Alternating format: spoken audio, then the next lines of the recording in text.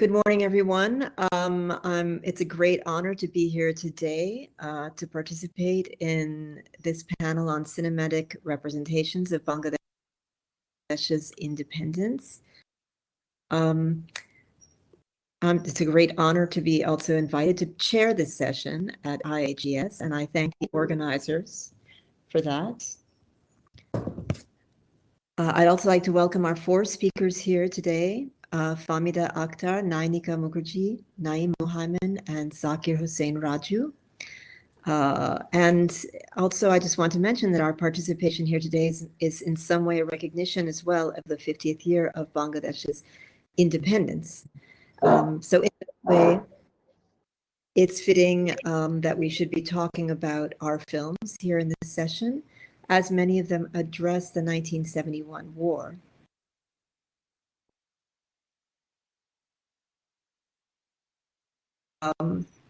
The contradictions and complexity of 1971 continue to reverberate within Bangladesh, as many of the debates at that formative moment remain unresolved and have been clouded in the political turmoil of the post-independence period. So it's no wonder then that 1971 is revisited again and again in Bangladesh cinema. So today our speakers will explore different aspects of the representation of the war, in particular looking at some of the films produced by Tariq Masood and myself, namely Muktir Gaan, also known as Song of Freedom in English, Muktir Kotha, or Words of Freedom, and Matir Moina, or The Clay Bird. So I would like to begin today's session with Nainika Mukherjee,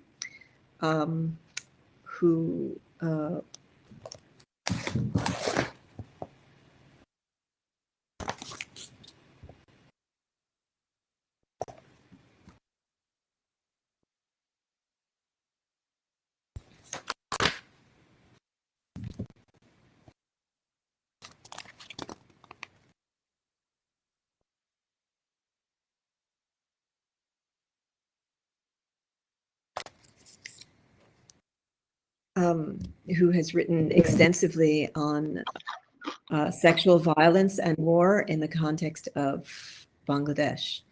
Nainika, I ask you to begin the session, the presentation.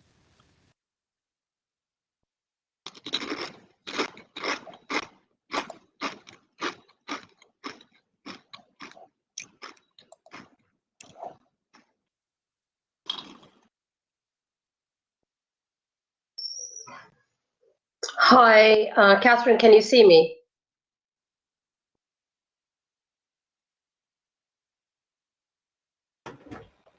We can all see you, Nainika. Okay, great, because I can't see anyone, so I just want to make sure that I'm not just speaking to a void.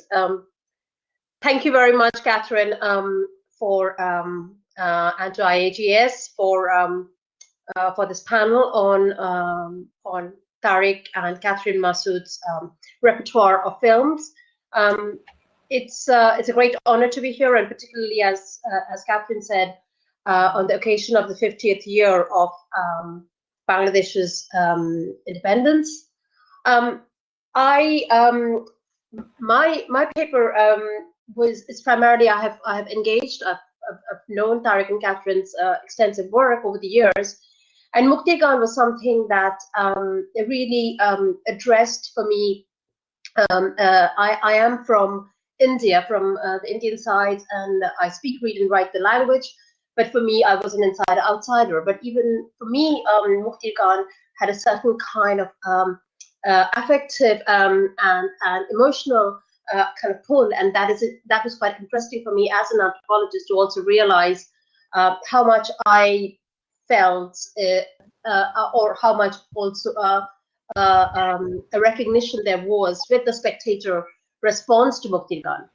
So to give a context to those of you who might not know about the Bangladesh War, the end of the Bangladesh Liberation War coincided with the death of 3 million dead and 200,000 women raped. These are official and contested numbers. So the numbers kind of vary based on one's location. And so the Muktir Gaan primarily, and this was a liberation of Bangladesh's independence from Pakistan, West Pakistan, with whom there was a diversity on various cultural fronts, and as a result, in a very short kind of backdrop, as a result of linguistic, administrative, military control, it led to the Liberation War. After the partition of India in 1947, 71, we have Bangladesh Liberation War. So, so I'm just checking. Can you also hear me, everyone? I'm just getting a message. Maybe I can't be heard. Yes, we can hear you. Okay, great. Okay, okay. So to wrap up the very complex history of the Bangladesh War, what we find in Muktir Gaan is that a cultural troupe of young Bengali lower, middle, and upper middle class men and women from Dhaka who had gone over to the border in Kolkata and Calcutta. They tour various refugee camps and training centers of liberation fighters and liberated zones in order to sing songs and provide moral support and inspiration.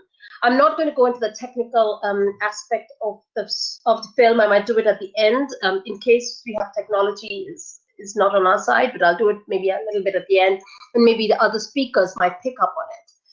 So the activities of this cultural troupe was recorded by an American photographer in 71 and was released as a documentary film and docu-fictional film in 1995 as Muktir Gaan.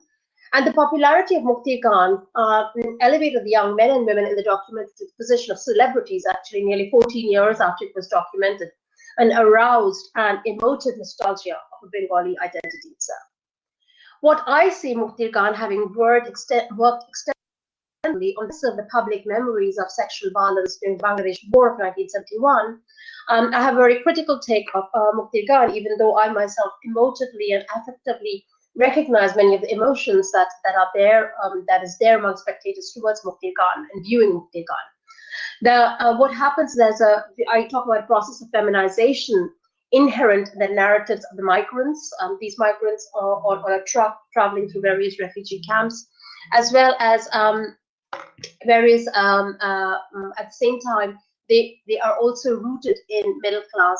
What I see as they are being the affective response is rooted in middle class aesthetics. So the paper is explores the visual presentation of this motherland as a fertile countryside and its idealization primarily through rural landscapes, but also it is seen as a kind of a road movie filled with adventure and eroticism, pain, and the prospect of freedom.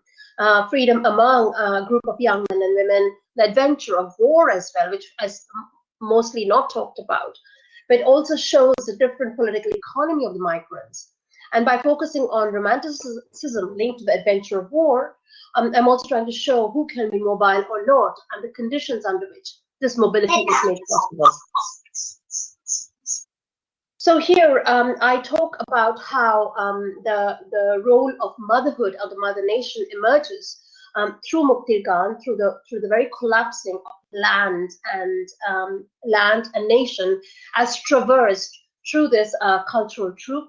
And I argue that in a way Muktir Gaan resonated with a large number of middle class audience, primarily within urbans, and we will see a clip of that later on in terms of how it's also resonating with younger generation when it comes out in 1995, because it's also kind of it addresses some aestheticizing sensibilities of Bangladesh's middle class. At the same time, I would say that the very way in which the nation and the mother, the nature and mother is brought together, it also brings out the very kind of moral positions and also contradictory positions that is there towards the figure of the raped woman within the 1971's repertoire of taboo and transgression to a certain extent. So here also the figure of the raped woman becomes appropriated within romantic, literary, and various domestic paradigms which we see within Muktir Gaan itself. Now, what we find that in the paper draws on extensively on the work I've done amongst among various survivors of wartime sexual violence. And what, since we're not talking about it in the conference, I just feel I should say what the figure of the rape woman is in Bangladesh, and it is one of the only countries I know which right after the war referred to the women as war heroines or biranganas, in an attempt to reduce ostracization of women and include them within the national story itself. And there are various repercussions, manifestations of this, giving name to this term war heroine, but also many, in the 1990s, this term also enabled many women to come out and claim that name, be part of various mock trials against collaborators, as well as they are today receiving pensions from the Bangladesh government right now. So it had various kinds of repercussions, but at the same time, what we find is that the account of the rape woman emerges in various ways. The picture of the rape woman emerges in ways which are contradictory, and some of the literary accounts of gendering that emerges is kind of striking in terms of and juxtaposing it with the very way in which the window of the daily lives of the cultural troupe and how they eat, rest, and travel together in midst of the war of 1971, and how the nation is played through constantly through the cultural troupe. And I want to kind of bring out some literary accounts of that, of the figure of the rape woman, to think about what is the role of nature, which is a very emotive concept within which the nation can be prefigured, but at the same time, how the nature itself is aestheticized to make sense of the history of rape and the contradictory relationships people have with the history of rape itself. So here was an account by Josina Till written in 1972, which compares the ravages of the pastoral surroundings of Bengal with that of the rape and torture by the Pakistani army, where he says, here was a dark village in the shade of the mango and jackfruit trees. It used to bring in a cool breeze and rendered the attachment. But what happened? The human torturers came from the west. They set fire to the whole village and roared in laughter. The whole village is a burned crematorium. In the gusty wind, a deep sigh blows over the sky and the earth and over the ashes. A child was taken away from a mother's lap. In front of a father, the daughter was cut up in a bloodbath. So, and there are various accounts of this. Similarly, there's another poem called The New Initials, where it says, the darkness of my mango groves. This came out in January 1972 in newspapers in Doinik Bangla. It says, on the dead body of my paddy fields, on the bloody dead of my ravished sister, new initials. In the depth of our doubts and the courage of our faith, on the point of bayonet of a new flag is a new christening itself. So I want to kind of think about also what Muktir Gaan does in collapsing this nature and the feminine figure, but also show it very briefly in terms of the film that follows Muktir Gaan, which is Muktir Kotha, which is a film it resonates with me a lot. It's the way it's the footage of showing Muktir Kotha among various in rural areas within Bangladesh, and what kind of narratives are come out through Muktir Gaan itself comes through Muktir Gaan, and in some ways the class aesthetics also gets altered in the way in which Muktir Gaan brings out the various kinds of rural communities' response to what might be seen as urban communities' cowardice, lack of bravery, maybe hypocrisy vis-a-vis what rural communities went through during the 1971 war. So I'm going to show a little clip at the end where it's the collapsing of the sari flag women is happening with that of the audience watching it in rural areas. But also I want to kind of bring out in the process what the mapping of the nation through the flag does in Muktir Gaan itself. So we see that this is kind of a resonant of Benedict Anderson's account of the idea of the map as logo on the flag. And with the images of the young women, attractive women walking towards the skyline with the flag of Bangladesh, the map drawn on it, and the ends of their saris fluttering in the breeze to the tune of Shonar Bangla, Amar Shonar Bangla, the national theme, which is one of the most beautiful national anthems. This sounds a bit nationalistic, but it is a very beautiful song which came from Tagore. But what makes this an especially powerful image is the confluence of an aesthetic register out of the collapse of the women's saris and bodies with the nature and landscape within which they are located. Juxtaposing this class aesthetics with that of another film that comes out from Tareque and Catherine's repertoire, and a very rich repertoire of films. I can talk about so many other films, but I'm going to confine myself to these three.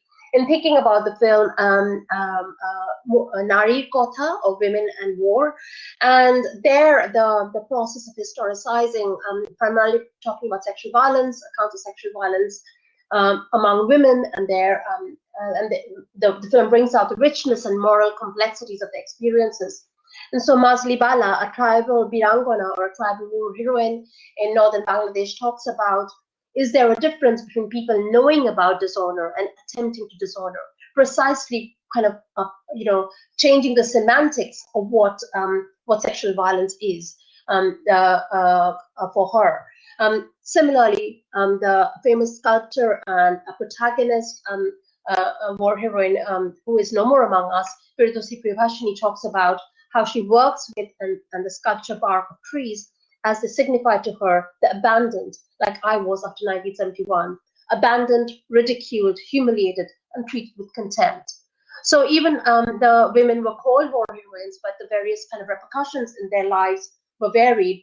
And this is caught very powerfully in these accounts in Women and War by Tareque and Catherine Masud, which highlights the frameworks within which the Mazli Bala, poor, landless, tribal woman, for her, the fact that people would have known that there was an attempt to sexually violate her equates to a situation of being raped. And for Firdausi, her present valorization as a model or a protagonist of Virangana is juxtaposed by her with attempt and social abandonment that she encountered after the war. So in some ways, we need to kind of see these three films together, Muktir Gaan, Muktir Kotha, and Nari Kotha, or Women and War, to understand in some ways a critique of class aesthetics that was put in place by Tareque and Catherine Masud in the very account of Muktir Gaan, which I know many of us are critical of. In terms of the audience response, or what I think both my other co-speakers will be talking about.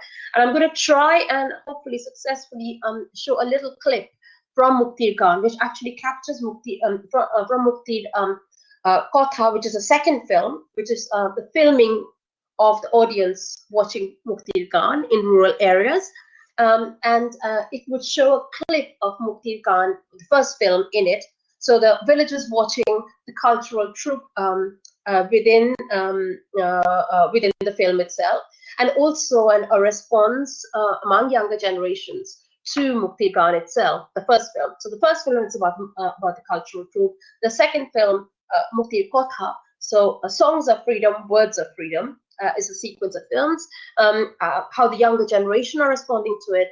And I'm not showing Nari Kotha or the Women and War today, but it's a really interesting way to think about class aesthetics and what our role as filmmakers are in thinking about how we portray and how that can resonate with an audience, but also lead to maybe a kind of a limited response to the very kind of contradictions that is there among spectators when thinking about genocide, and particularly about wartime sexual violence.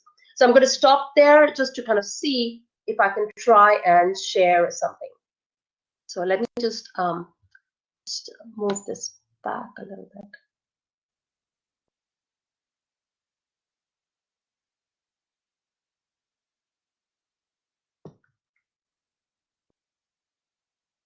Okay. I'll try and share this.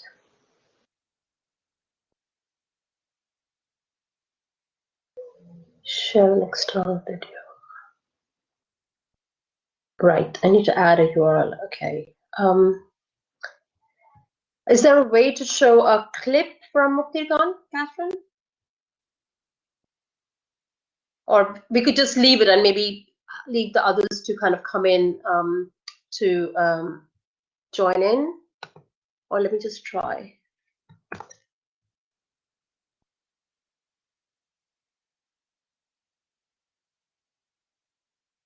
You should be able to share with the plus icon in the lower left Yeah. corner. No, I was just trying to do it from YouTube. So I was just trying to do the first few minutes of Muktir Gaan. Would you be able to share it, Catherine, where it's showing the projection? Just the first bit where the younger generation are responding to Muktir Gaan, and then I want to move to the beginning of the villagers watching the Muktir Kotha, watching the Muktir Gaan. Is there any possibility for you to do it? It captures both the films and each other's frames, interestingly. Yes, I know, but I don't have it on my laptop to share, Okay. Unfortunately. Okay, right. This is not working.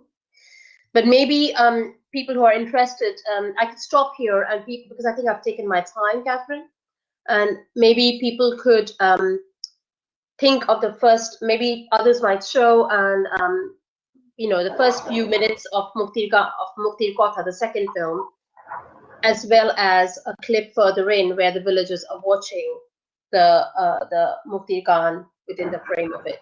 But I could take questions later on, so I will stop now.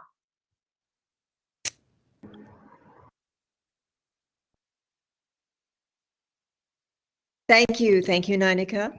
I'm now going to ask Naeem to present. So I'm going to assign you as presenter, Naeem, and perhaps you can also share that opening clip of Muktir Gaan if you have it as part of your presentation.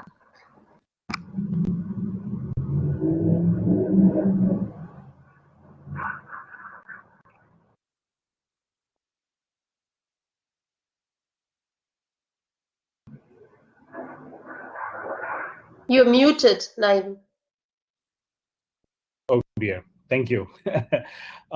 Catherine, I don't have the video embedded on my slide, but I can go ahead and present my slides without the goods. But also in the abstract of the conference, the Vimeo links to all 3 films are included. So hopefully people can go and watch them after the session, if that's okay.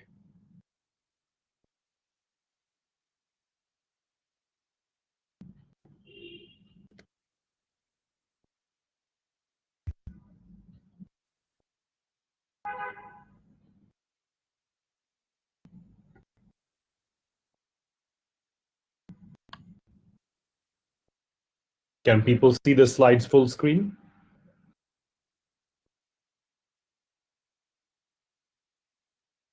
I hope people can see the slides because I can now no longer see myself. I'll just start. Catherine, can my slide be seen?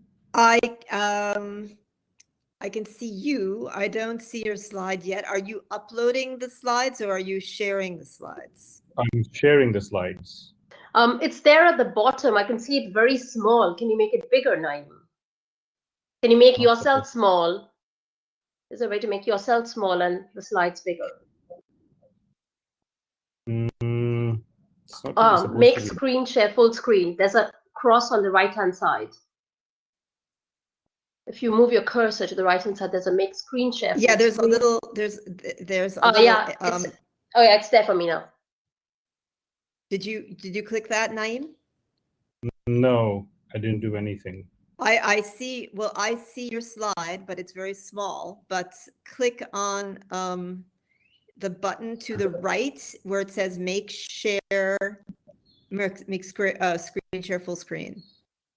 So actually, I'm sorry, this new platform is quite challenging. I only have a plus sign on the left-hand side, and the 3 options there are start a poll, upload a presentation, or share an external video. Look to. Can I intervene here?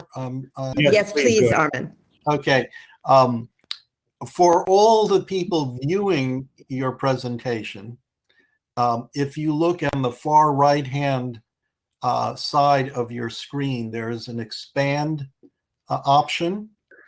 If you click on that, you will see the full screen with his slides. Are you running these as not PowerPoint, but each individual slide you're going to go through one at a time? Because you're in the presentation mode of the screen. Yeah, it's Keynote. Oh, it's Keynote. Well, you can start the Keynote slideshow. That would be the best thing to do, because we see you have your options on the right, which are the editing options. So running a Keynote, you would click on play, which is up on the. Yeah, I understand that the play button is disabled now for some reason. Okay, yeah. Well, before you share it, you need to start the Keynote. Right, but the problem with that is if I start playing this Keynote, then I no longer have access to the screen to come back to it. I tried that also already.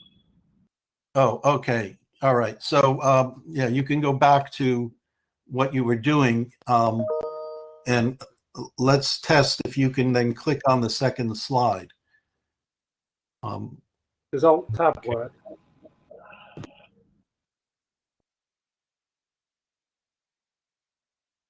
Okay, I just shared. Is it full screen now? It's opening up. Okay. Now, Catherine and others, if you click the make screen share full screen, everyone who's in this session, if you click that, your slides will become full screen, but we won't see you. Which is fine with me. I'm now sharing the slide. So when I'm in slide presenter view, I no longer have access to the platform anymore. So all I can do is I can go through my slides. Like you can see, I just went from one slide to another. Are you on the second slide? I just went to the second slide that says sharing space that was meant for cows, not humans. Is it full screen for everyone? It's full screen, but it doesn't go to the next slide. That's the problem when you're not running the PowerPoint or the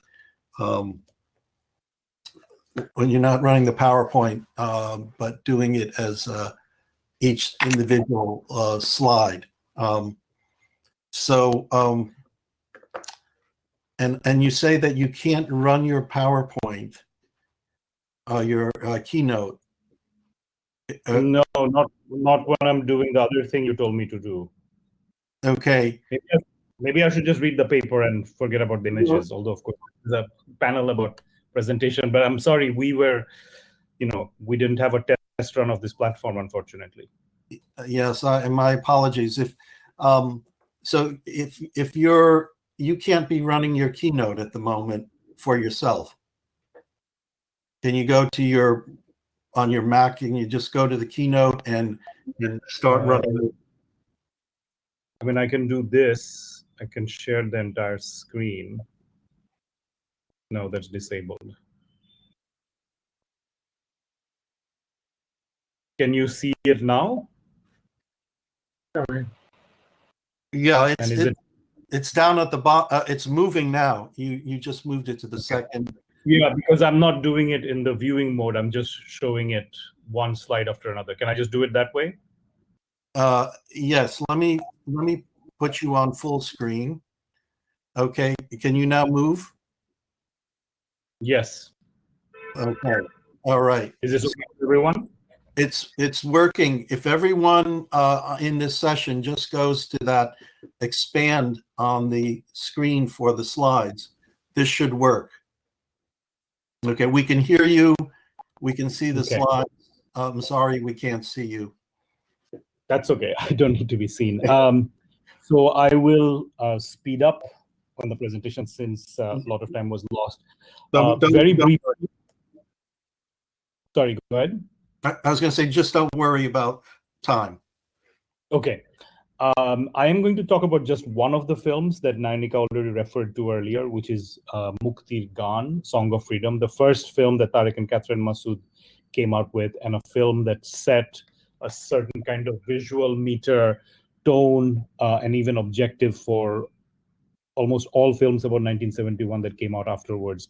And in some ways, this paper is about also myself as a viewer in 1995, 96, 97, when the film first came out, and a viewer coming back to it 20 years later in the context of everything that's happened in Bangladesh in those subsequent 20 years around the 1971 war and the writing and rewriting and revising and challenging of it.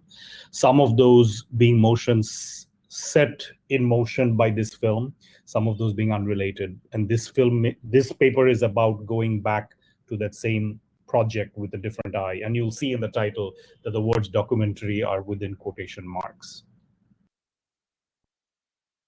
The two co-directors, Catherine and Tariq Masood, introduced the screening of Muktir Gaan with the precise term docu-fiction. The end credits also included the phrase, based on original footage shot by Lear Levin. But these two qualifiers went largely unnoticed in the darkness of the auditorium. And that obscuring continued after audiences walked into the afternoon sunlight. At the 1995 premiere of Muktir Gaan at the National Museum in Dhaka, most of the audience responded as if they had watched an exact archival document of the 1971 War of Independence from Pakistan. To many in that early audience, the film Muktir Gaan was exactly Mukti Juddho, Liberation War as it happened, with color, sound, language, and gesture intact.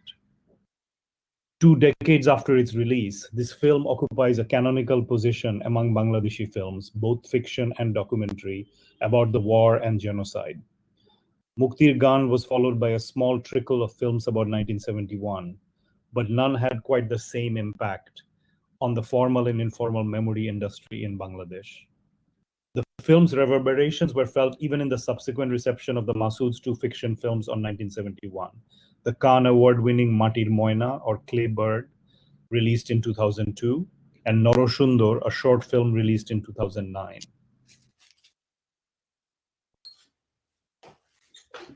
The primacy of Muktir Gaan within the genre of 1971 film was so strong that the Masoods were able, through these 2 subsequent films, to create an opening into 2 sensitive, almost taboo areas within the narrative of the genocide. The first being the wartime position of piety and the madrasa, as in Matir Moina or the Clay Bird, and the second being that of the Urdu-speaking Bihari minorities in the short film Noroshundor. In an attempt to move past a devotional lens, I returned recently to Muktir Gaan to look again at its impact on memories of the 1971 war. I looked in particular at a few scenes that on second viewing appeared to be scripted or recreated. When I had first watched the film in a cinema hall in the 1990s, like most in that public library auditorium, I had also taken it as an exact documentary. Looking back at the film after a long gap, I now saw telltale signs of recreation. As I wrote the essay, I wondered if the Ur documentary about 1971 contained simulations. What was the status of the record of the war? Jean Baudrillard's sense of simulacrum is that it is not only a copy of the real, but becomes truth in its own right. But this concept travels poorly within a Bangladeshi war narrative where the stakes continue to have an intense life and death impact, and the search for evidence is ongoing and not always fruitful.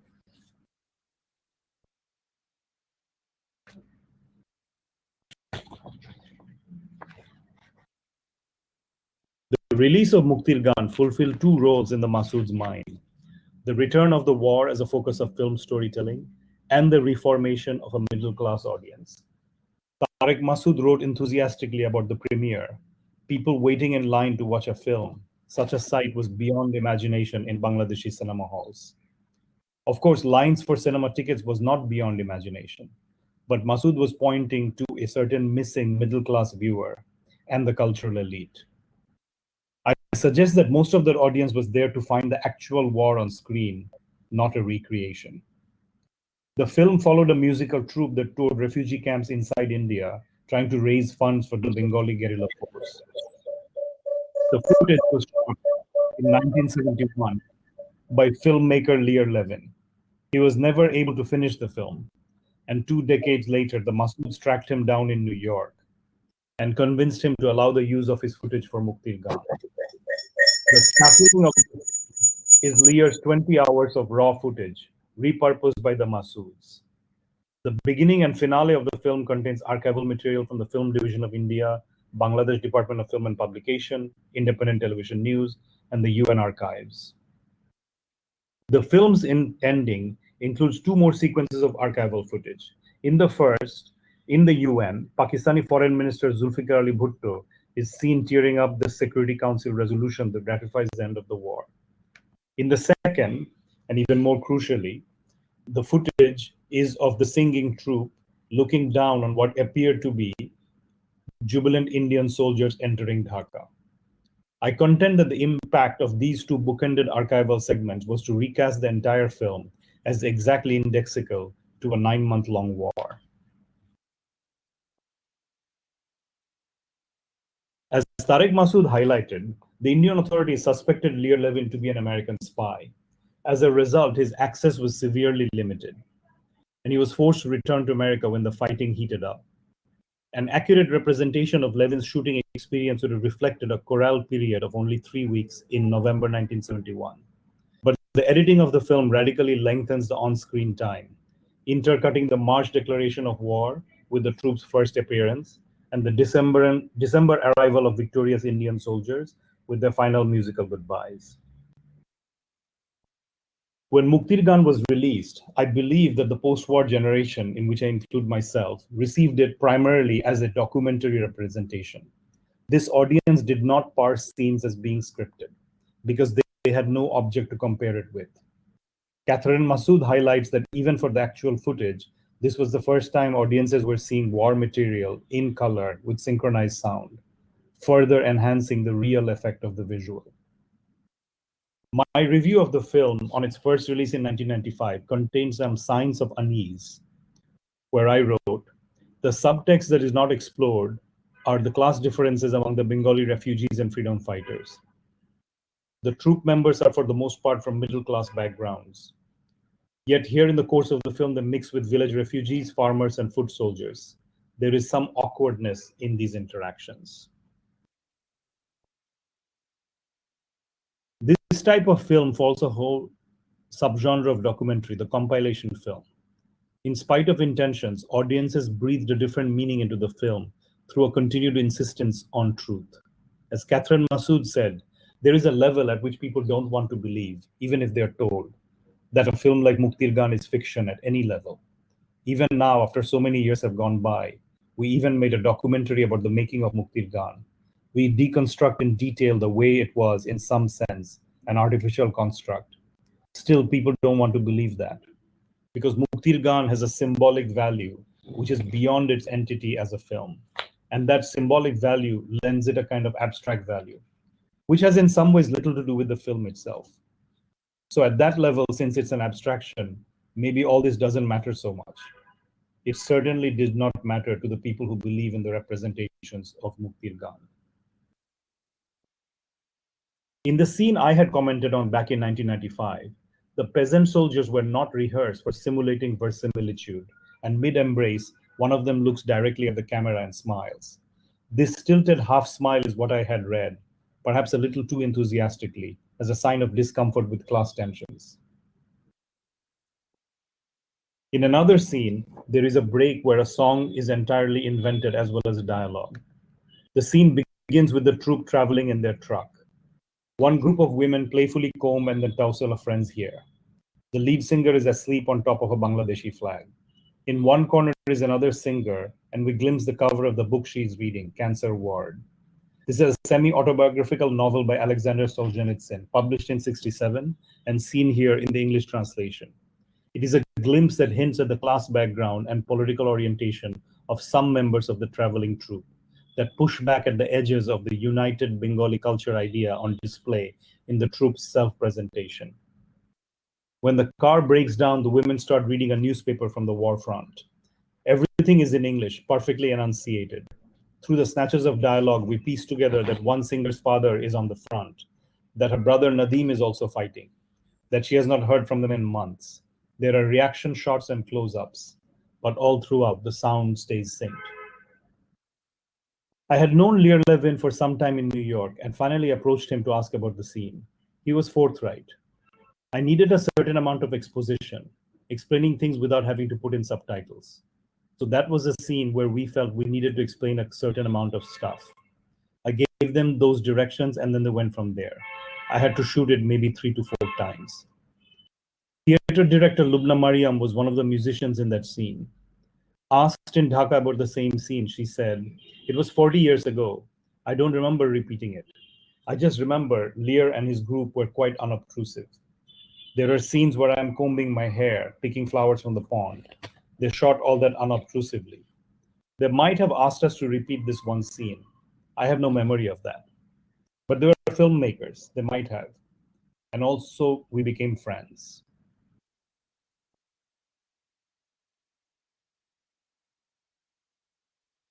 I went back to the DVD and watched Muktir Gaan again, going frame by frame for certain scenes. This time, several more moments seemed at least one step away from staging. Not only the awkward embrace, but more quotidian moments. From the pause before applauding a song to the tentative stepping off from a boat. All these moments carry the possibility of recreation. The question then is, does all this change this war documentary or docufiction in Masood's word, especially vis-a-vis the audience's truth demands? This is a scene of Tariq Masood and Mishuk Munir pausing before the one recreation scene, which is a recreation of a war in water night battle, which was not in the original footage. This climactic scene connects the traveling musical troupe with a larger war, and from there to superpower politics, in the form of a duel between the Nixon White House and the Indira Gandhi administration. As the song says, "But now the Pak army flees for their lives, and with them flees the 7th Fleet. Then Yahya Khan cries out, 'Tell me, oh tell me, where did Uncle Sam go?'" Yet this song never existed in 1971. Tariq Masood wrote a new song to dub over the film scenes. As he explained in an essay, Lear had filmed the scenes so beautifully. The visuals were amazing. But what could I do with the Kirtan song? It did not go with the subject. So I inserted contemporary concepts with the newly written lyrics, including the connection to the United States. I wanted to explain through this song that independence was finally at our doorstep. I took creative license to show that they sang their way victoriously into liberated Bangladesh. Nayanika Mukherjee has documented what she calls recaptioning of photographs used during the war by Pakistani authorities, and both during and after the war by the Bangladeshi forces. Mukherjee considers this an example of the open semiotics of the visual image, and the Masoods are an example of a similar process applied to the film editing process itself.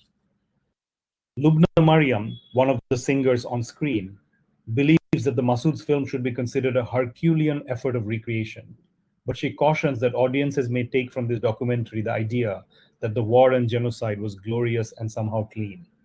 As she wrote, "The Bangladeshi Mukti Sangram Shilpi Sangstha was totally based in Calcutta. We were sent to refugee camps in India on day trips mostly, a far cry from the battlefields of the war. Never once was any member of the troop in any danger of shedding a single drop of blood. War is not beautiful. It is about brutality and death. War is about your baby brother telling you how scared he is to face death. It's about the trembling of a teenager relating the horror of the gouging of an enemy soldier's eyes. War is about standing in front of the lifeless, blood-stained, bayoneted body of someone you love dearly. Sadly, war is about coming home to disillusionment."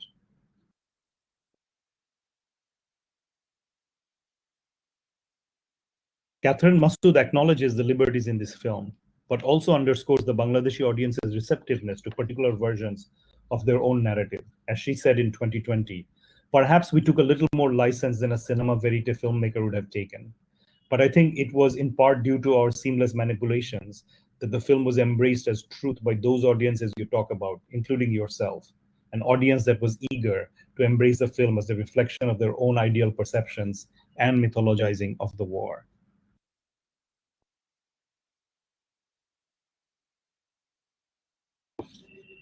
There is no second Lear Levin, with an undiscovered cache of film footage lying in a Manhattan basement, waiting to be discovered. Thus, any future film on the war and genocide, by necessity, will have to depend on recreation. The layout of 1971 on screen will now be more actively framed between event, simulation, and scripting. Perhaps future films can occupy a different space, since in recreating the scene, it may be able to go deeper into the trauma of the war. Our final summation belongs to the late Tariq Masood, whose absence is the void into which I write, searching for more answers to the film's unresolved questions. Masood had already replied to us as far back as 1997, when he wrote these sentences.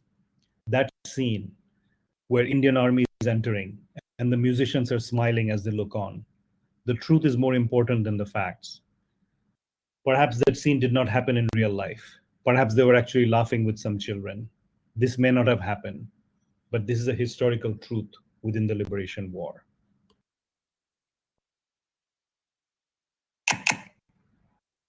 Thank you. Catherine, over to you. Thank you, Naeem. Thank you. I'm now going to call upon Hamida Akhtar. Hopefully, she's been having trouble with her connection, but hopefully she'll be able to present, and she may as well need some help with her slides. So Famida, I'm now going to assign you as presenter. Thank you, Catherine.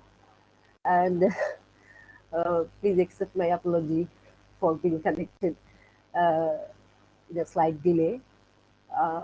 I need, how can I share my slides? Okay. So you're going to access, oh, I think you're doing it now. Yes. Share your screen. Naeem, also you can share with Famida your experience to help her. Can you see my slides? They're coming up now, I think.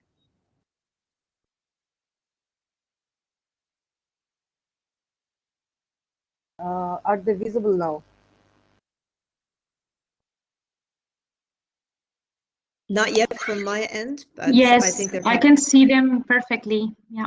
Okay. Yes, they're visible. Famida, try going to the next screen. I can also see.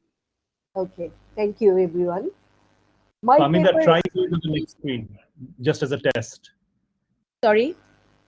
Try going to the next screen. See if you can go to the next screen or not. Yes. Okay, so it works. Good. Continue. Okay, thank you.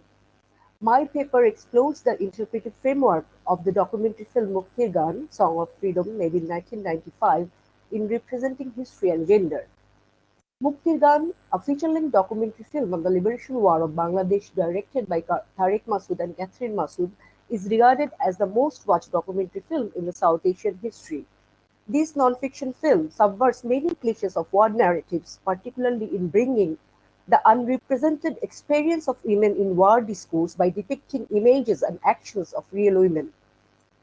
Along with pre-existing newsreel and archival footage of the liberation war from various sources, this documentary mostly incorporates the footage of 1971 shot by an American filmmaker, Leah Levin.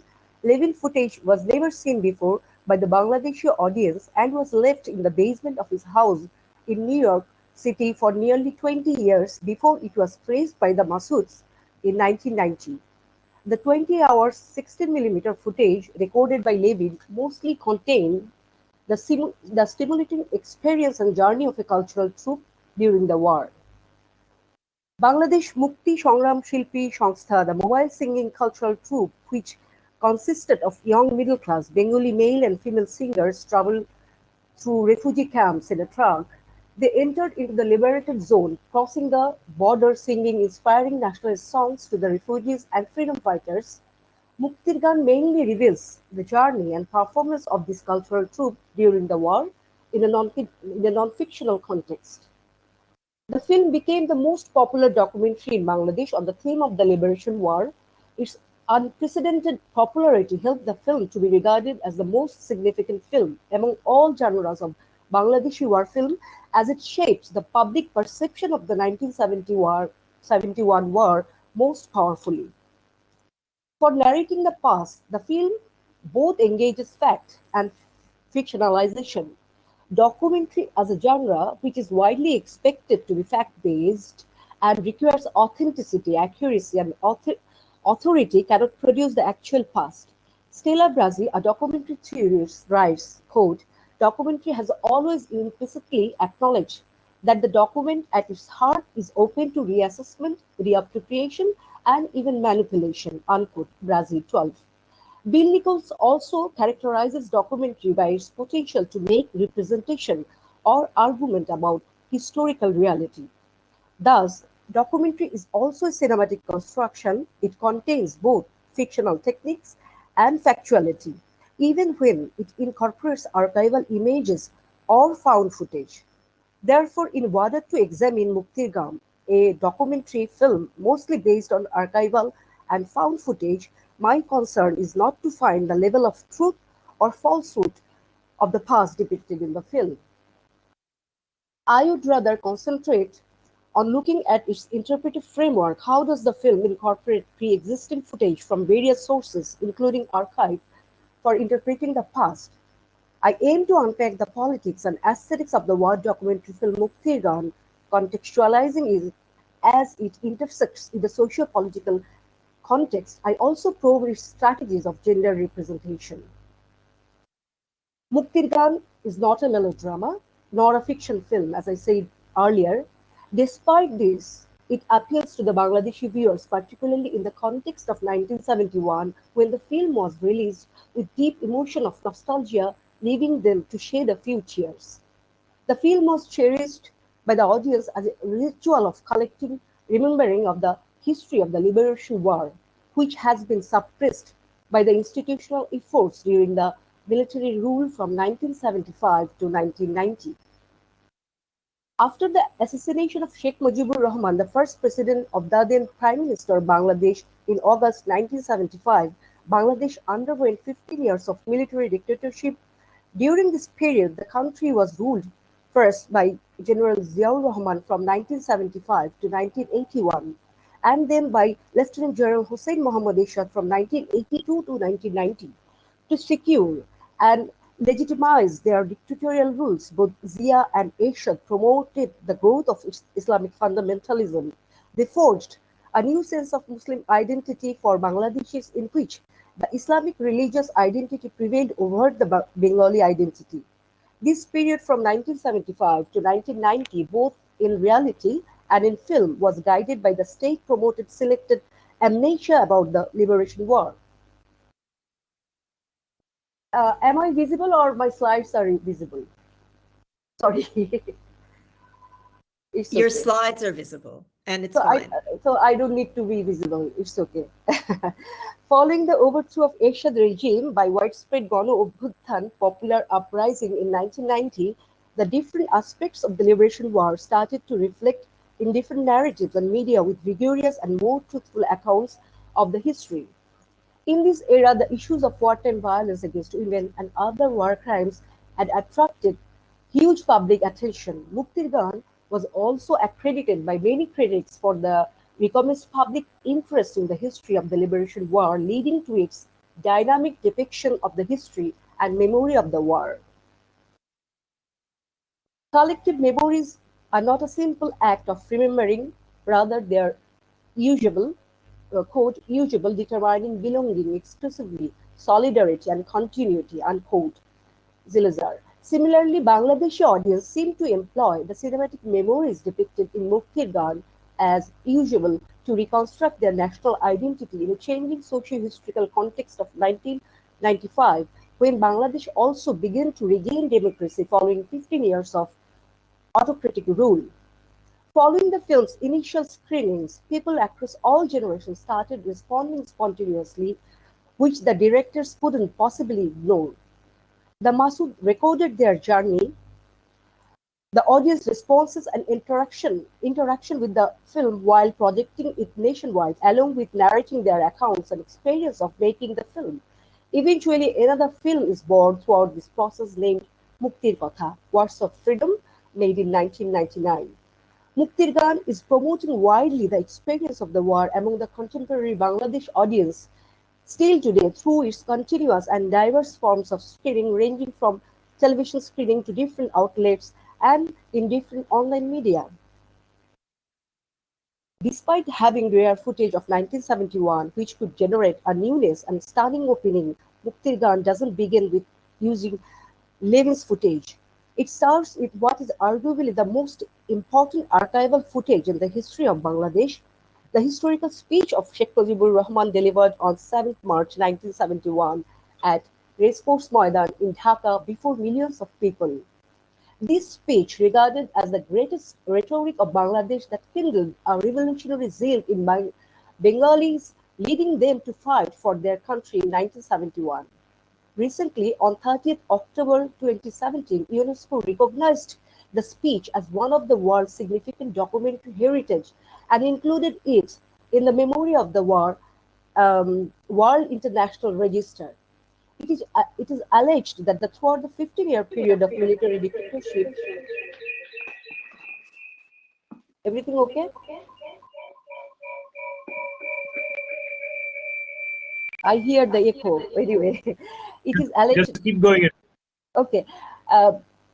It is alleged that throughout the 15-year period of military dictatorship from 1975 to 1990, the recorded versions of the speech, both in audio and audiovisual formats, were deliberately excluded by the government from any kind of media circulation. Muktir Gaan, however, in its opening scene of the pre-titled sequence, includes the historical speech of Mujib as an audiovisual object of reprogramming the collective memory of Bangladeshis. As memory provides the very core of identity, here the Masoods include Mujib's speech to engage the audience in the act of collective remembrance of the liberation war and thereby in their identity construction. এবারের সংগ্রাম আমাদের মুক্তির সংগ্রাম, এবারের সংগ্রাম স্বাধীনতার সংগ্রাম. This struggle is for our emancipation, this struggle is for our independence. The epic two lines of Mujib's speech shown in the film evoke a sense of melody, a melody for freedom, which reminds us that the melodious journey of Muktir Gaan springs from this speech. It also offers a clear reference point that the starting timeline of the documentary film is 7th March 1971. Following the speech of Mujib and some found footage of war ravage and guerrilla actions, we also hear the historical declaration of independence delivered on 27th March 1971 from Kalurghat radio station by Major Ziaur Rahman of East Bengal Regiment. Zia declares, quote, "On behalf of our great national leader, the Supreme Commander of Bangladesh, Sheikh Mujibur Rahman, do hereby proclaim the independence of Bangladesh," unquote. Here, at the very beginning, like historians, the Masoods will place Muktir Gaan in the past, bringing forward intriguing subjects of the historical narrative of Bangladesh. Muktir Gaan reveals the direct experience and real journey of a cultural troupe during the war, their travel, their leisure, their onstage performance of the moving songs in refugee and training camps, their offstage activities, meetings with the freedom fighters, their solace and sympathy to the refugees are revealed in this film. The composition of the troupe with a mixture of young Bengali men and women from different religions and classes signifies its possession of a secular spirit of Bengali nationalism and a gender equal sensitivity. For many years, Bengal has a distinct and glorious cultural heritage that embraces humanist values. A shared and syncretic identity was developed among its inhabitants. The lyrics of a song which the troupe sing depicts the secular notion of Bengali identity as the main identity of the freedom fighters beyond their religious identities. The first three lines of the song are from Jessore, Khulna, Bogura, Pabna, Dhaka, Barisal, Noakhali, Behel. Not Hindus, not Muslims. They are all Bengalis. The composition of the group also gives us the account of the contribution and participation of women in the war at different levels. We see women in this film primarily appearing with their self-identity as artists or voice soldiers, disregarding their recurrent represented gender roles of women found in war discourses of Bangladesh. We see 5 female singers in the group: Shaheen Mahmood, 2 sisters, Naila Zaman and Lubna Muriam, Sharmin Murshid and Lata Chaudhuri. They all cross the domestic domain of home confinement and become part of the mobile singing unit. Their participation carries the evidence of women's association in the nationalist struggle.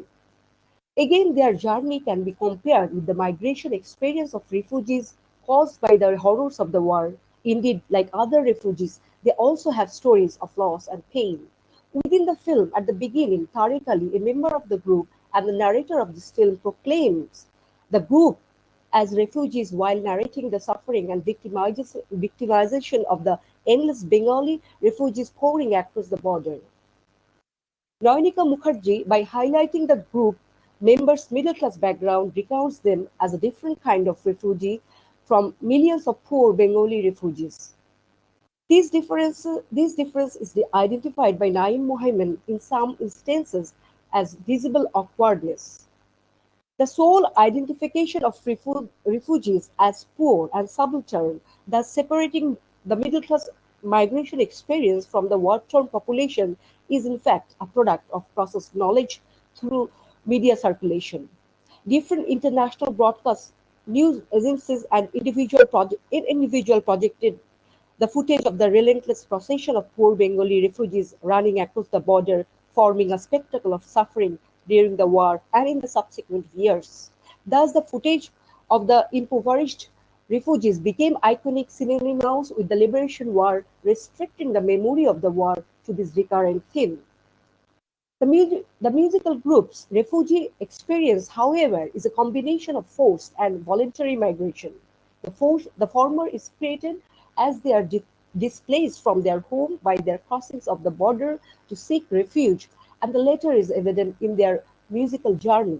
Unlike other refugees, they have agency. Their agencies clearly exist by their effort to support and boost the morale of the refugees and the freedom fighters through their musical performances. On many occasions, Muktir Gaan thus challenges the dominant knowledge and ideology of Bangladeshi society. It particularly recounts women as subjects of history, knowledge, and actions and discourses disrupting conventional gender norms. Women in war discourses are commonly represented as passive and suffering figures whose thoughts and actions mostly revolve around the private or domestic spheres. They are portrayed in a way in war narratives as they do not possess any political awareness or nationalist concerns. In Muktir Gan, we see different images of women that suggest their place and involvement in history both physically and intellectually. In a sequence, when the group stops for a while as the truck breaks down, we see that the male and female members are involved in different types of activities that oppose their traditional gender norms.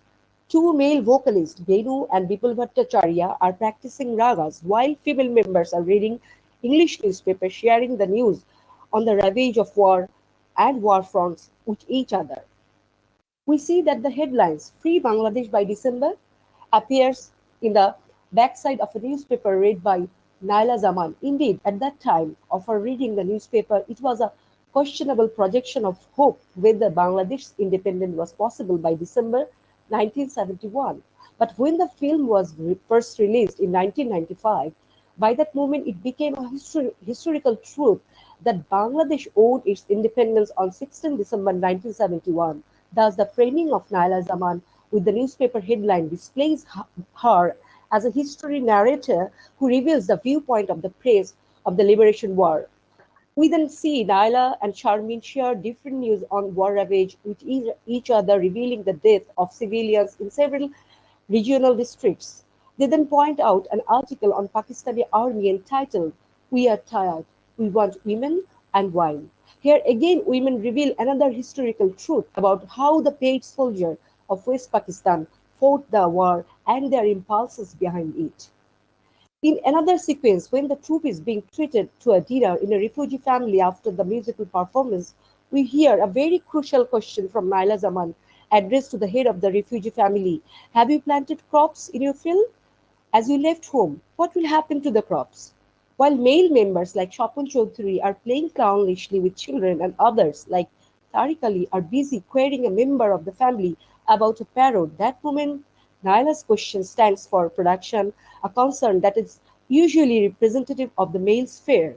Thus, with the inclusion of the direct experience of real historical women, Muktir Gaan, on many occasions celebrates a modern depiction of Bengali women who had previously been mostly unarticulated.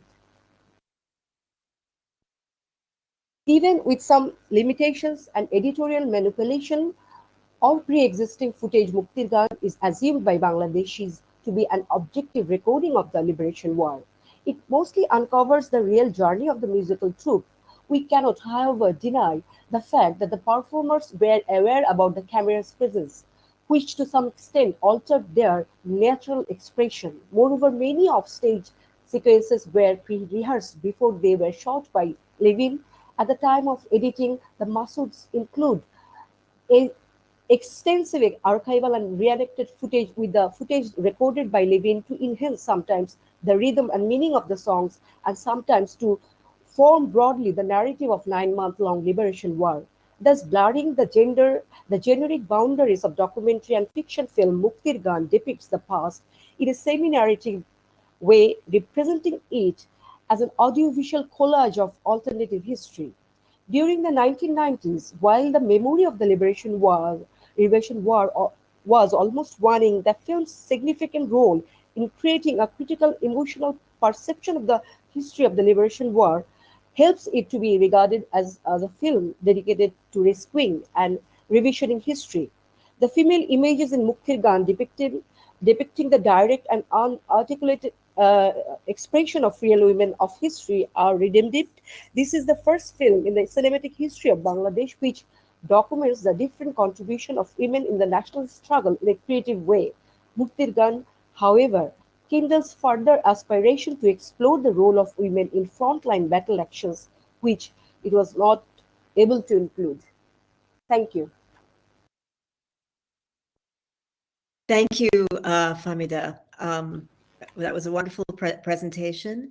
I would like to now bring Zakir Hussain Raju to the stage, as it were, to talk about another film of ours, The Clay Bird, or Matir Moina, which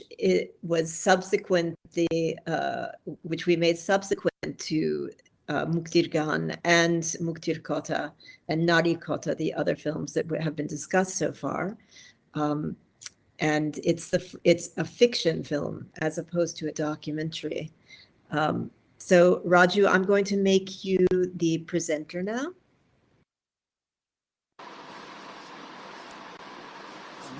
Thank you, Catherine. Let me try.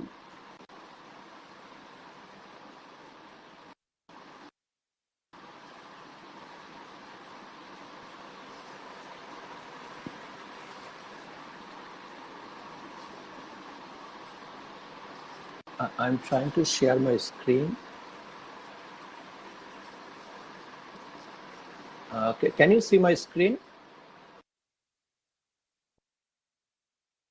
Not yet, but I'm sure it takes a little bit of time.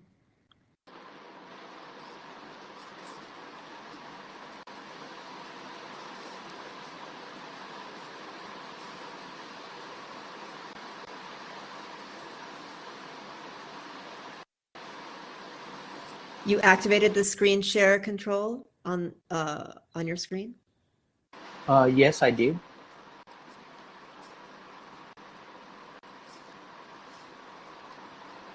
It's coming, I think. It's in process now.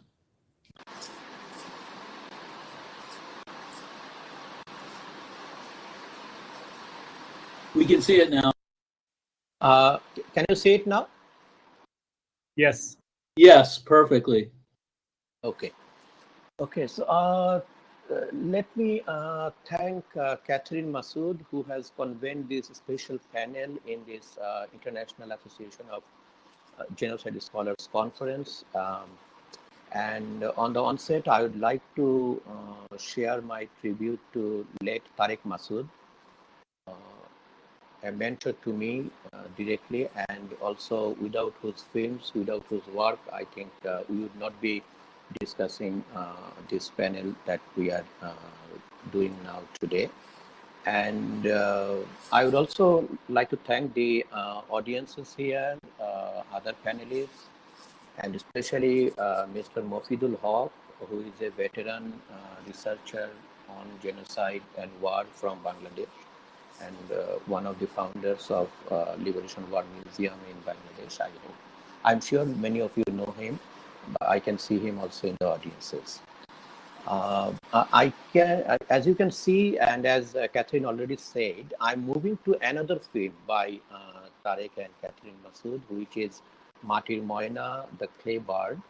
The film I would like to discuss along with the films discussed by my other panelists here, because mainly we do think that Tareque and Catherine Masood's films have created a new kind of representation of 1971. If we look at the general tendencies of representing 1971 War of Liberation in Bangladesh, especially on the screen, as we are talking about cinematic representation, we would find these are very, stereotypical, quite linear, mostly, showing the heroism on the screen, and sometimes using repetitive tropes like refugees, rapes, etc. Unfortunately, the diverse layers of a huge, massive, life-changing, the birth of a nation that happened through our liberation war in 1971. These, multiple understandings of liberation war is not so much present in many of these representations. And in that context, I think films by Tareque and Catherine Masud are quite good examples for us how to talk about war, how to talk about genocide, how to represent cinematically. And that is why after Muktir Gaan, Muktir Kotha and Narir Kotha, which already have been discussed by my very able panelists here, I moved to Matir Moina, in English, The Clay Bird, which is a 2002 film. This was the first feature film made by Tariq Masood, and this also won a prestigious Critics Award at Cannes Film Festival. So as a film, this also made some kind of history in case of Bangladesh cinema. Now, what is this film about? If I try to give you a very brief exposition, this is quite a powerful film about our Bangladesh Liberation War. But I'm sure some of you here have already watched the film, and you must have noted that the film actually ends at the time the Liberation War of Bangladesh begins. So the film Matir Moina, or The Clay Bird, is not really or entirely focusing or portraying, as I put in quotation mark, portraying 1971 per se. This is rather more about the background of our 1971 War of Liberation. And if we look at the film closely, this is the story of an ordinary family in the 1960s East Pakistan, and there is the key protagonist here is a young son of the family, Anu, who is a young boy, and from whose point of view we see the film. We see, let's say, the world of the Clay Bird through him. Anu's father, Kazi, Anu's mother, Aisha, Anu's uncle, Milon, and Anu's friend in madrasa, Rokon. They are like, all the important characters in this film. I will, of course, go a little bit more about this characterization and, the plot of the Clay Bird. But what I would like to illuminate before I go on about talking about the inside world of the film, The Clay Bird, a little bit brief about East Pakistan in the 1960s. Now, because as I said that the film itself is actually kind of a microcosm of this East Pakistan reality in the 1960s. So what was happening in the 1960s in East Pakistan, which turned into Bangladesh, of course, in 1971 through the Liberation War. And it was very hot in terms of political protests, protesting against the military junta of West Pakistan, which is Pakistan now. There was the raising of 6 points declaration by Bangabandhu Sheikh Mujib Rahman and by the leader of Awami League in 1966. There was this popular uprising against General Ayub Khan, the martial law ruler, for the most of 1960s. Now, why am I talking about this? I'm intermittently going through these two slides because I think I want to connect that what happened in 1960s East Pakistan in terms of identities of Bengalis in East Pakistan / Bangladesh. The Bengalis of East Pakistan or Bangladesh are, of course, the majority are Muslims, but this Muslim identity, which was, of course, the founding principle for establishing the state of Pakistan in 1947 and prior to that, let's say during the 1940s, the identity of Muslimness became very, influential in East Pakistan too. Otherwise, of course, the Pakistan would not happen. And however, within a decade or so, by let's say late 1950s, early 1960s, we see a huge kind of rise of cultural nationalist Bengali identity, and which, of course, we already saw, I think, in Dr. Fahmida's presentation that how there were calls for, all kind of Bengalis from different districts of East Pakistan or Bangladesh to join the protest and war of liberation. So without going beyond the religious identity. So this notion of secularism became, the supreme force, or at least one of the, supreme pillars of political protest movements during the 1960s. But when 1971 War of Liberation happened, if one looks at very closely, what we find that in a way the war was between Bengalis and Muslims. I mean, not necessarily between the two groups of people as such, but I mean the war between two identity streams. Let's say Bengali identity stream, pro-liberation, pro-Bangladesh, and Muslim identity stream being pro-Pakistan. And that is why the Pakistani military junta or Pakistani army who came to massacre and actually who ran atrocious genocides all over East Pakistan during 1971, they actually took almost all Bengalis as Hindus and therefore pro-Indian. This is a very irony of the fact that majority of Bangladeshi people were and are Muslims, but they were termed as Hindus, anti-Muslim, anti-Islam. So only a, let's say, tiny group of Muslims who supported Pakistan cause in 1971 and ultimately, whom we term as Razakars, they actually are, befriended by the Pakistani army as real Muslims or as only Muslims. The majority people in East Pakistan or Bangladesh were not seen, they were seen as Bengalis, but they were seen as Hindus in quotation marks. Let's talk a little bit about this dichotomy between Bengali identity and Muslim identity.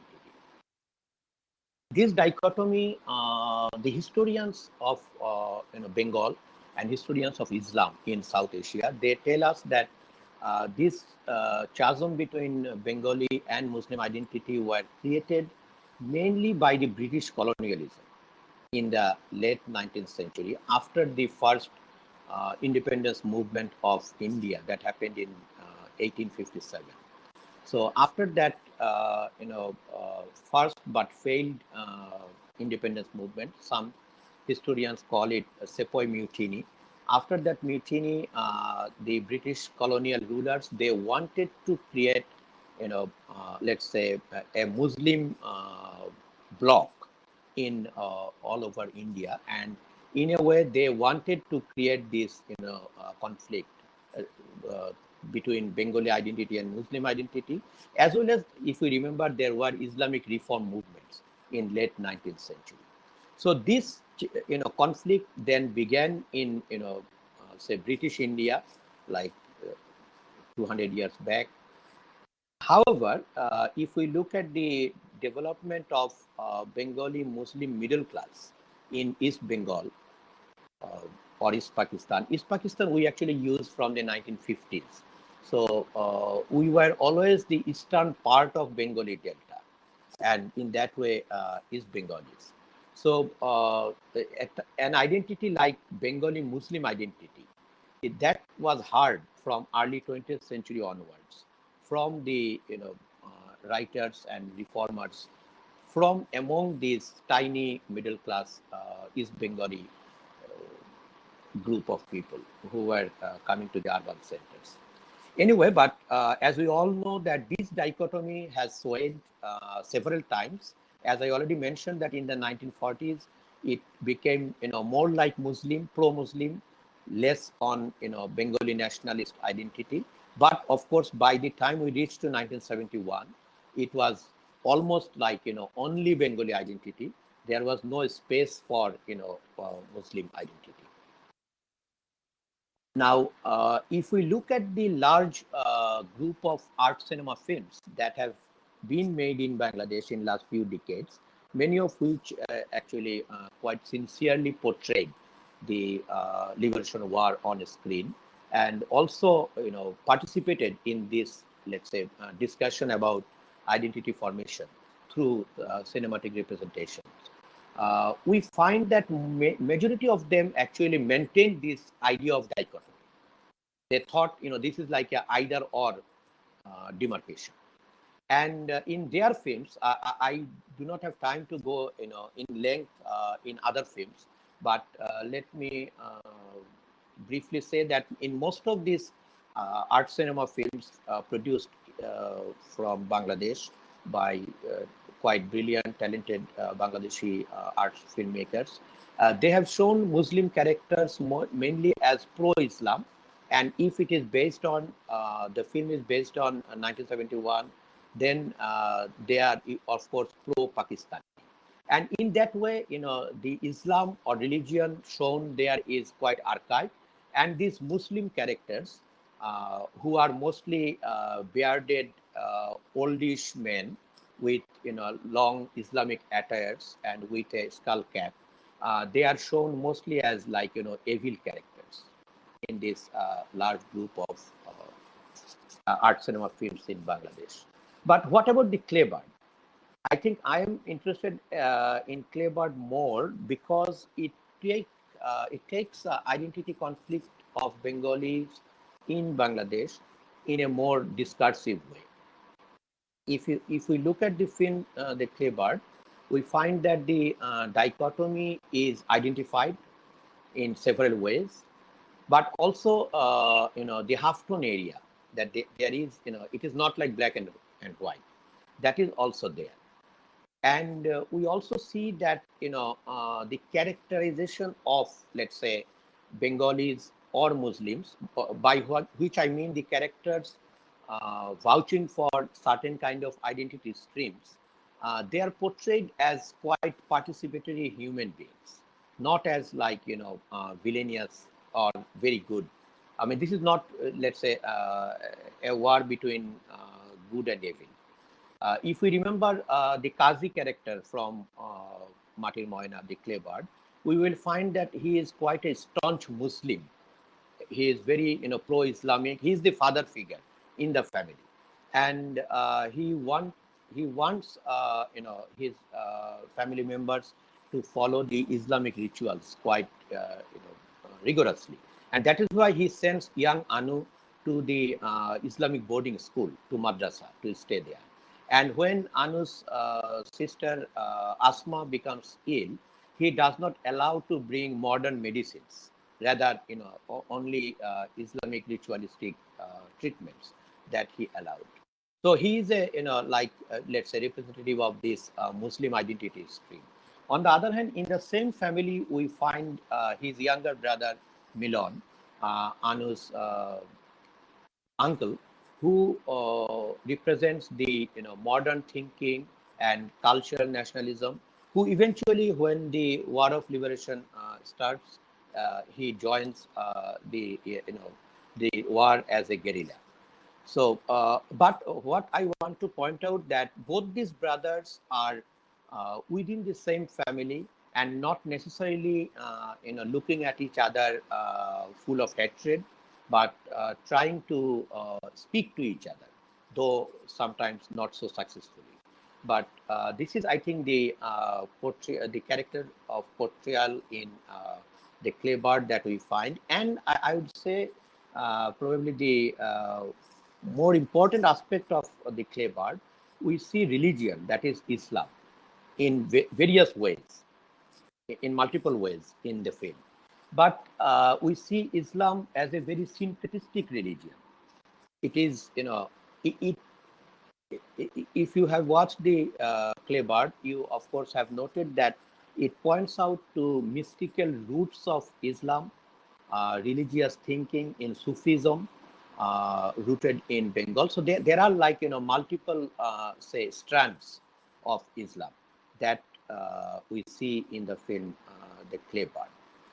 And another important and possibly, one of the key aspects of the film, The Clay Bird, is the representation of madrasa, the Islamic boarding school.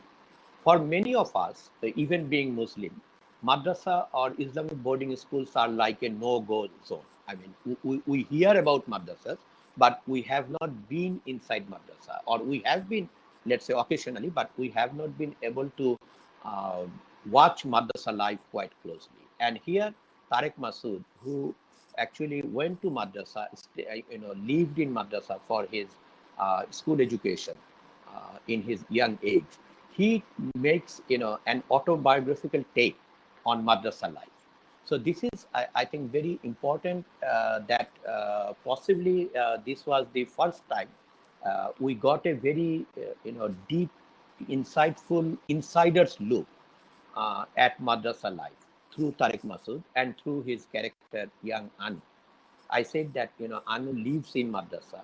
He makes a friend called Rokon in madrasa. Both of them are like, lonely souls, and they, keep each other company in various ways that we see in the film.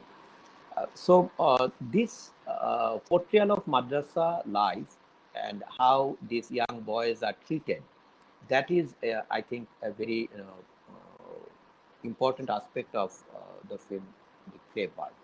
Now, if we look at the madrasa teachers, we find that the two, let's say, largely two dominant versions of Islam in South Asia and possibly also elsewhere. One is the traditional, conservative, somewhat archaic version of Islam, and another is like, liberalizing, modernizing, more flexible version of Islam. These two versions of Islam are represented through two school teachers inside the madrasa.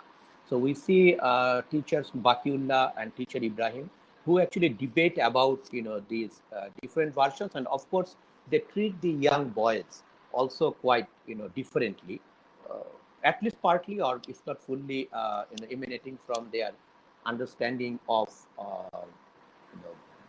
Islam.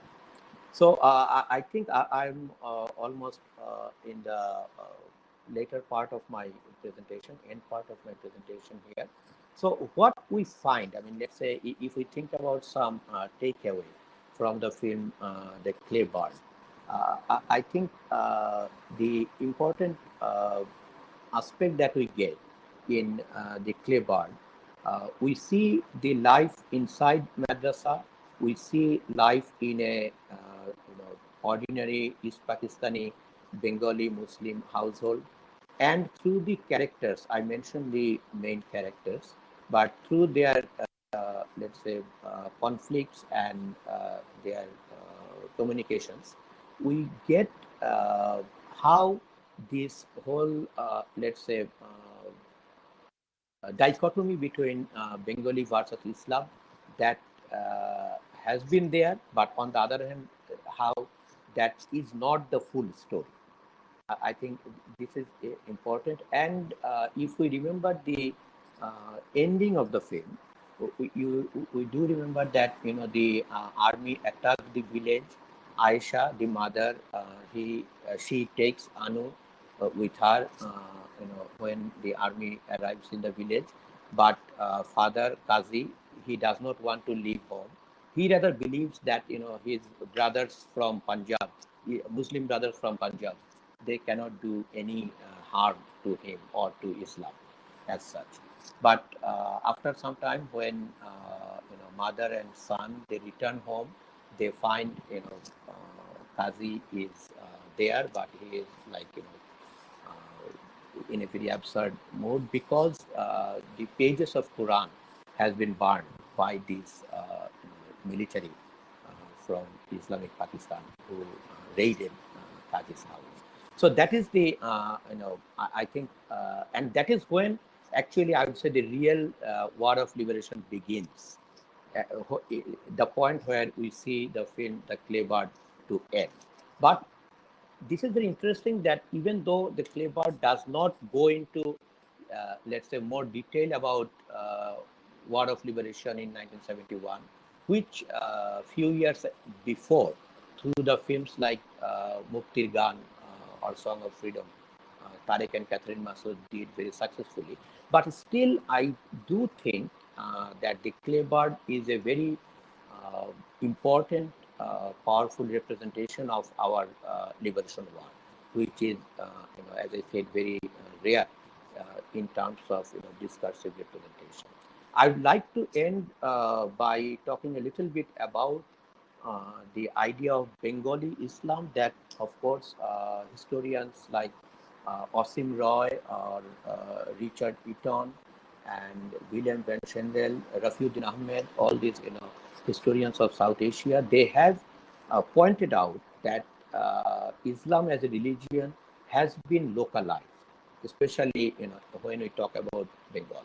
But unfortunately, this cultural aspect of Islam or culturalization of Islam is not even in mainstream discussion in many ways. But The Claybird is a rare film which brought this up. I think this is one of the very powerful contribution of this film to our discussion. And I would like to quote the lyrics of the theme song, which is like yearnings against Islam, yearnings against orthodoxy. The bird is trapped in the body's cage, its feet are bound with worldly chains. The bird pines with longing, it yearns to spread its wings. The clay bird laments, why did you infuse my heart with longing, if you did not give my wings the strength to fly? I would end here and thank you all.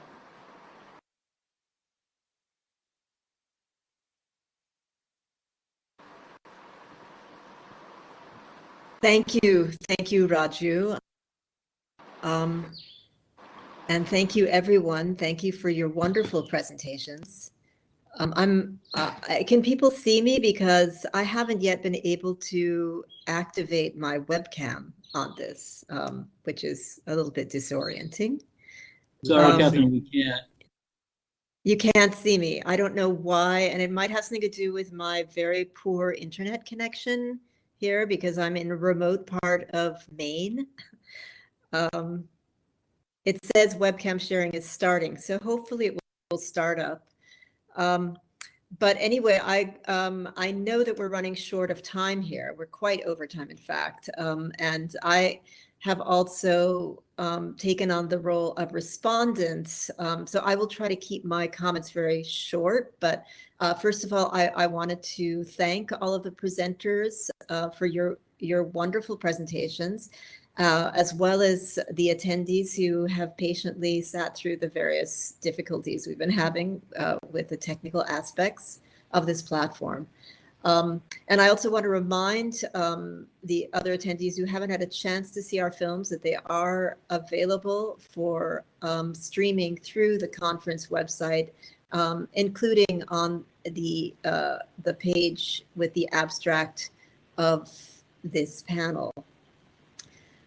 So again, so getting back to the comments I wanted to make about this presentation, I mean, actually, I'm going to speak less as an academic here and more, I would say, as an artist and a filmmaker, in that the journey of our films was in many ways a dialogue with the society, specifically in terms of perceptions and representations of 1971 as a defining moment and origin story of Bangladesh.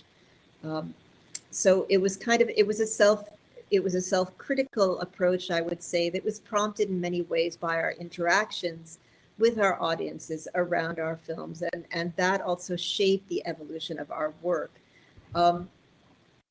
So as many of the presenters have mentioned in their discussion around the first film that we had made addressing the Liberation War in 1971, Muktir Gaan, or Song of Freedom. In many ways, that was our attempt to subvert what were at that time, and we also have to see things in terms of the time and the context in which these films were first released. But at that time, those were sort of the dominant representations of the Liberation War of 1971 that we were trying to subvert,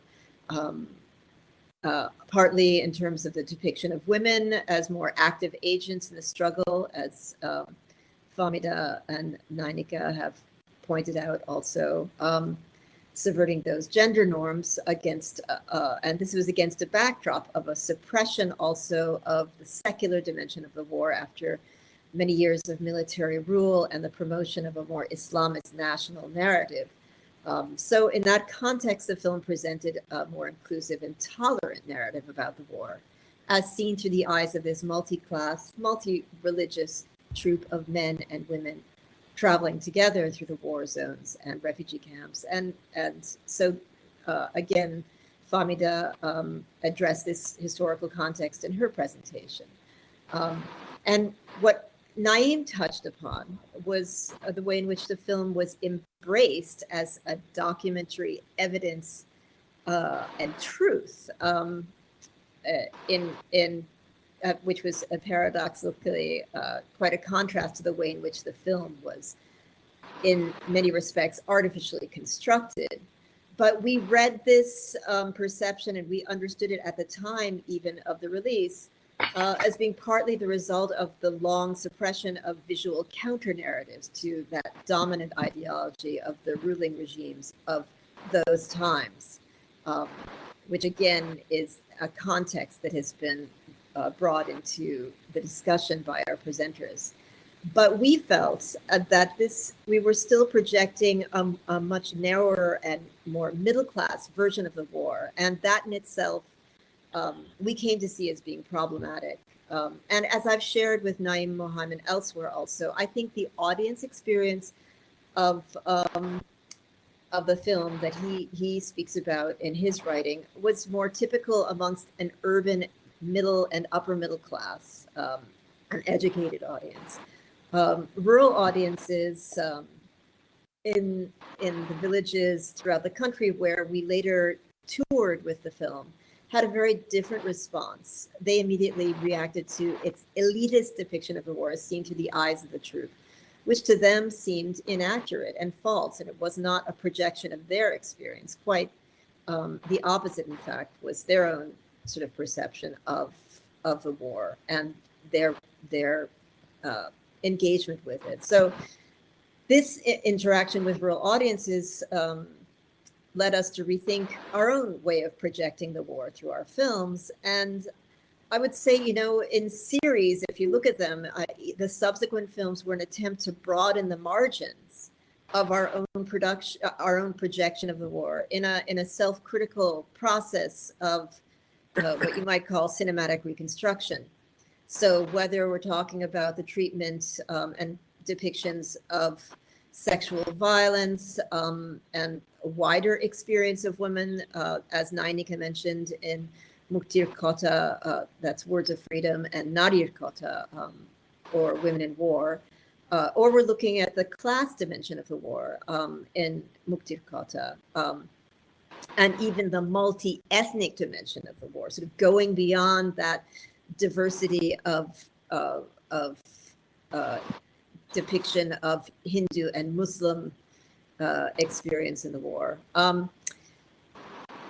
You know, and then finally with Matir Moina, addressing the issue of the contradictions in that tension between the culturally and religiously defined identity, which is a schism which has continued to define debates within Bangladesh.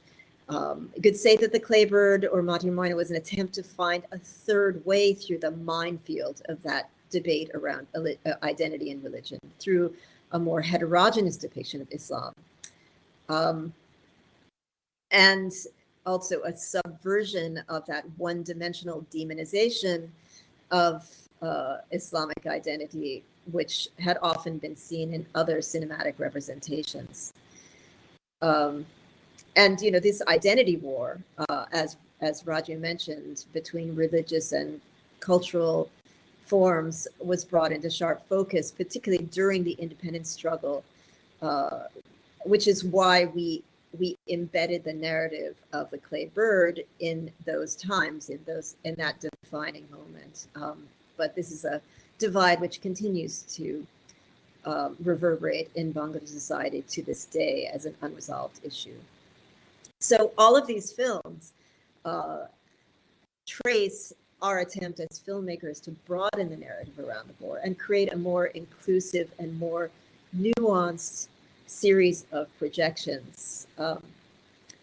Unfortunately, our ongoing dialogue with the society that was occurring through our films was tragically cut short with the death of Tariq Masood in 2011, now 10 years ago, just as we were embarking on a new project that addressed the 1947 partition, another critical part of Bangladesh's origin story that had been obscured behind the veil of the 1971 war.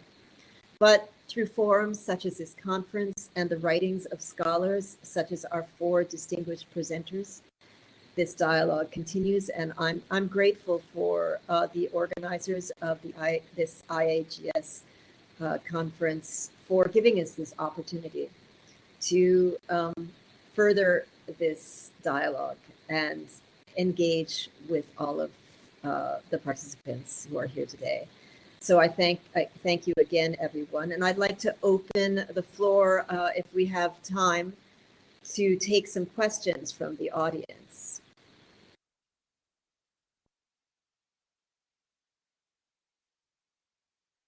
If there are any, of course. And I don't know how much time we will be permitted to continue.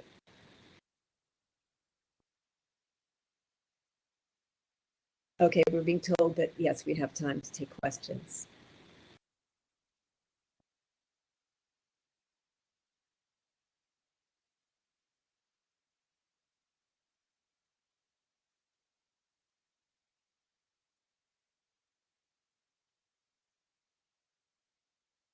I see that Mofidul Haq, one of the founders of the Liberation War Museum in Bangladesh, is also present. Mofidul Bhai, would you like to share any of your observations or comments with us? Thank you, Catherine, and thank you all the panelists. I think it was a lovely discussion, and there was light thrown from different perspectives. Everybody has taken their own perspective and own view and comment, and I think that's the beauty of the whole discussion. I just want, Catherine, just one clarification that in many films, when there is a reconstruction, it has been written that the scene is reconstructed. Why it was not practiced in Muktir Gaan, or can you do it now if it is, because you think that it should be put on the screen?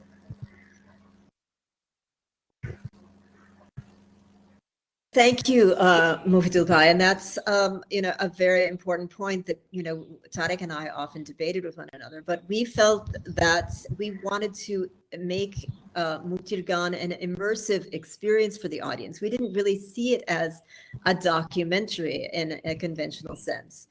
And we felt that, bringing these reconstructions to the audience's attention within the film would actually disrupt that sense of immersion, rightly or wrongly.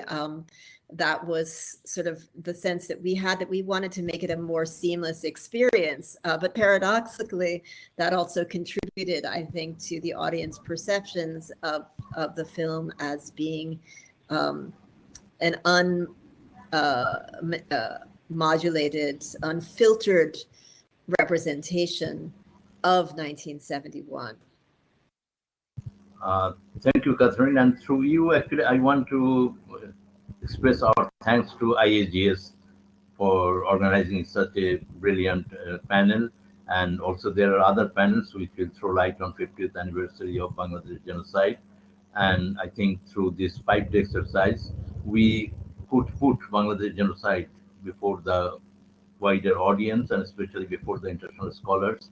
And we can look forward how together we can memorialize and learn the lesson of the past. And I think the contribution of Tariq Masood became very living in today's session, and he will be with us. And together we will make this journey with the global community of genocide scholars. I am really grateful to IAGS and to the attendees who have shared the experience that has been narrated here. Thank you. Thank you, Mufidul Bhai. Are there any other comments or questions from the audience? There's a typed question, Catherine, from Narek Pogosian, who asks, what is the current direction of Pakistan's denial?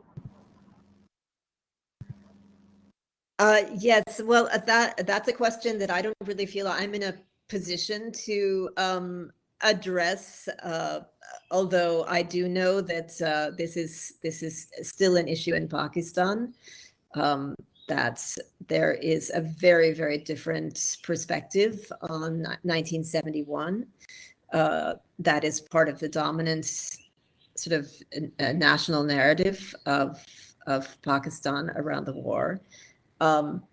Would anybody like to comment on that? I can say one thing, which is, of course, the official Pakistani position is to not acknowledge it or to suggest equal violence on both sides, especially based on some new scholarship that's come out. But the one interesting thing is that both the Parvez Musharraf regime and the Nawaz Sharif regime in Pakistan was sometimes interested to make at least symbolic statements about the war, precisely because it's useful as a stick with which to hit not anything in Bangladesh, but inside Pakistan, their opposition party, which is the PPP, Pakistan People's Party, which was led by Benazir Bhutto, whose father is, one of the architects of 71 from the Pakistan army side and is visible in Muktir Gaan.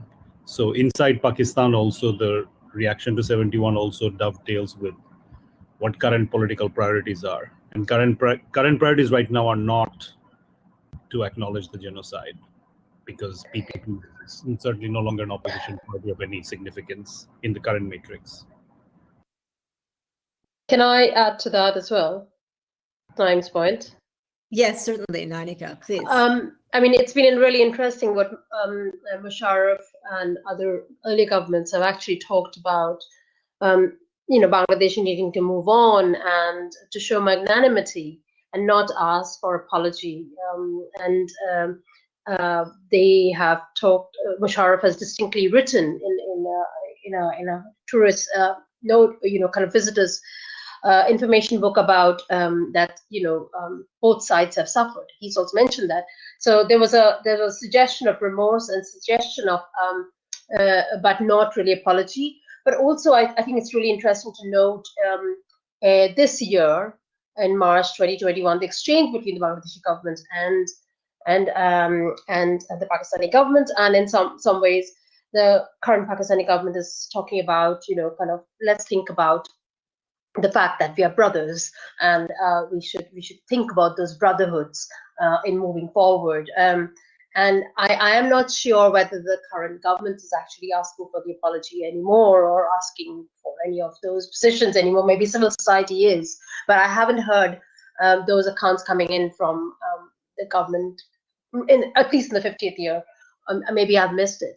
And in some ways, I think we had a fantastic conference with Pakistani scholars, Bangladeshi scholars, and a few of us Indian scholars who work on 71. And I think it's really encouraging to note what's happening within the younger generation.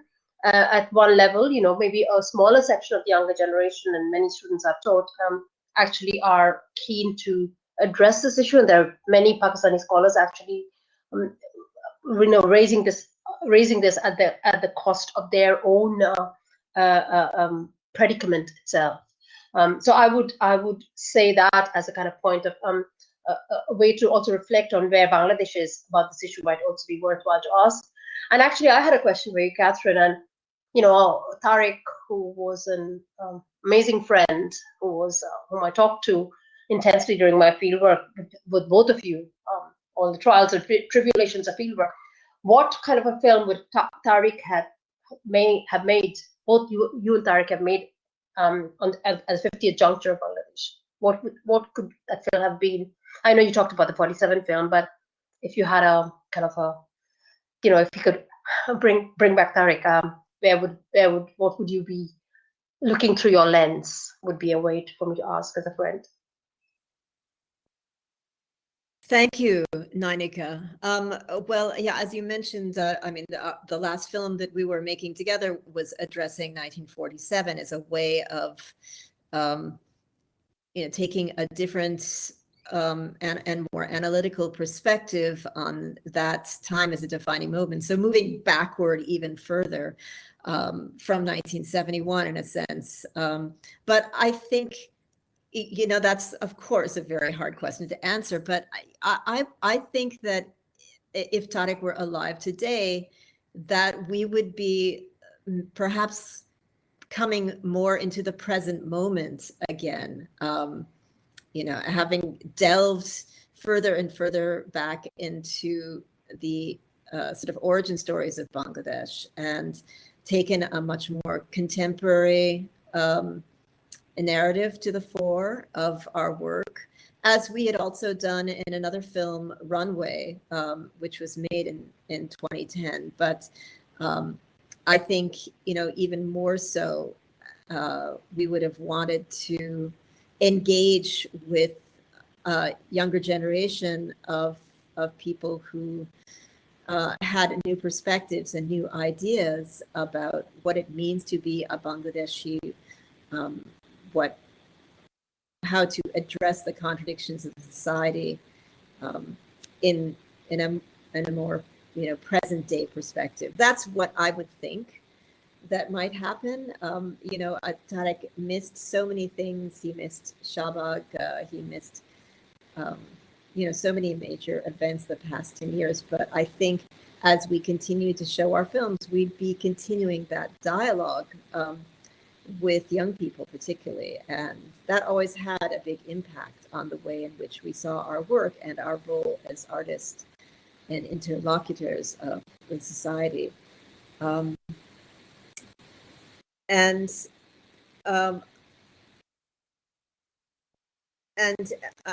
just see another question actually coming up from the audience. What is current cinema looking like in Bangladesh? Are the narratives the same as seen in Muktir Gaan? Well, I think a new generation of filmmakers is actually now coming to prominence in Bangladesh that has a very,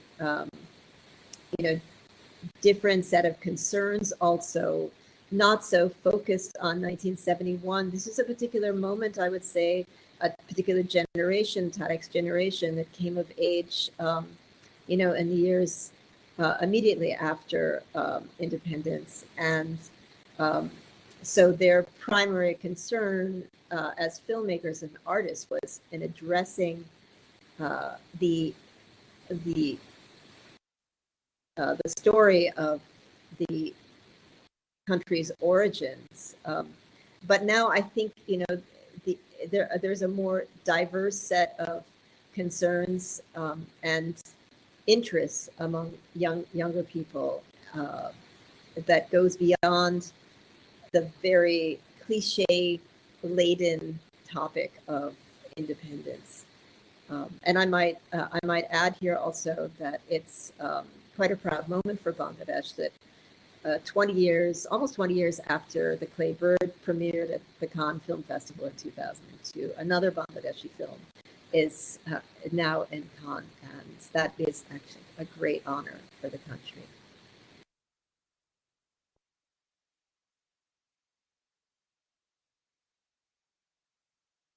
So if there are no other questions, I think we should probably close the session. Again, I want to thank everyone for being here with us today, and to thank all of our presenters and also the organizers of the conference for giving us this time and this extra time, actually, for this discussion today. And I hope, again, that for those of you who are interested, you'll be able to take the opportunity to look at some of the films, our films, that we have made available through this conference platform. Now that you have